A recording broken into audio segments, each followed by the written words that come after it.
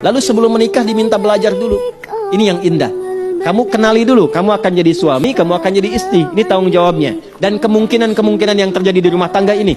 Dari miskomunikasi, dari mulai salah paham, dari mulai keinginan untuk melakukan sesuatu, persoalan dengan mertua dan sebagainya. Muncul Quran surah keempat An-Nisa ayat 34 sampai dengan ayat 35. Setelah itu diarahkan, tugas pokok untuk seorang suami mencari nafkah. Bagaimana cara mencari nafkahnya? Turun Quran surah kedua ayat 168 yang standar. Kalau pengen cepat, Quran surah kedua ayat 172. Kalau pengen lebih cepat lagi sebelum berangkat, Allah sudah siapkan, turun Quran surah ke-7 di ayat yang ke-96. Tapi Allah ingatkan, bukan berarti bekerja tanpa tantangan. Kadang-kadang persaingan ketika meningkat itu bisa mencelakakan. Ada yang ingin menyingkirkan, menyungkurkan yang jahil. Maka nanti ada amalan-amalan yang ketika dilakukan, posisi Anda diangkat oleh Allah menjadi terbaik dan dilindungi dari siapapun yang akan menjahili Anda.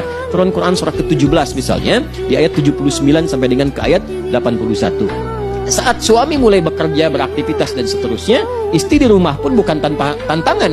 Ketika ada anak dan sebagainya, maka ada pendidikan yang harus diawalkan sehingga anak itu berpotensi dekat dengan ibu dan dalam keadaan yang baik. Turun Quran surah ke-17 ayat 23 sampai dengan 27-nya. Berjalan terus rumah tangga usia 40 tahun. Ya, jangan lupakan, barangkali Anda sukses dan seterusnya bukan karena capaian Anda saja. Di situ mungkin ada sahamnya orang tua, ada tangisan ibu ketika tahajud, ada peluh ayah dan sebagainya. Maka diturunkan ketika usia sampai 40 tahun, kesuksesan pertama dibimbing oleh Allah. Ini doanya jaga sampai dengan wafat. Ini doanya, ini bakti pada orang tuanya, dan ini merubah dia menjadi lebih baik. Quran surah ke-46 di ayat yang ke-15.